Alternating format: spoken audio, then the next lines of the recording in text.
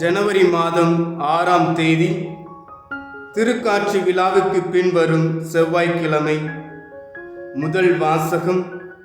கடவுள் அன்பாய் இருக்கிறார். திருத்துதர் யோவான் எழுதிய முதல் திருமுகத்திலிருந்து வாசகம். அதிகாரம் 4, இறை வார்த்தைகள் 7 முதல் 10 முடிய. அன்பார்ந்தவர்களே, ஒருவர் மற்றவரிடம் அன்பு செலுத்துவோமாக. ஏனெனில் அன்பு கடவுளிடமிருந்து வருகிறது.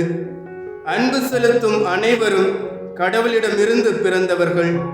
அவர்கள் கடவுளை அறிந்துள்ளார்கள். அன்பில்லாதோர் கடவுளை அறிந்து கொள்ளவில்லை. ஏனெனில் கடவுள் அன்பாய் இருக்கிறார். நாம் வாழ்வு பெறும் பொருட்டு கடவுள் தம் ஒரே மகனை உலகிற்கு அனுப்பினார். இதனால் கடவுள் நம்மீது வைத்த அன்பு வெளிப்பட்டது. நாம் கடவுள் மீது அன்பு கொண்டுள்ளோம் என்பதில் அல்ல, மாறாக அவர் நம்மீது அன்பு கொண்டு தம் மகனை நம் பாவங்களுக்கு கழுவாயாக அனுப்பினார் என்பதில்தான் அன்பின் தன்மை விளங்குகிறது. ஆண்டவரின் அருள்வாக்கு.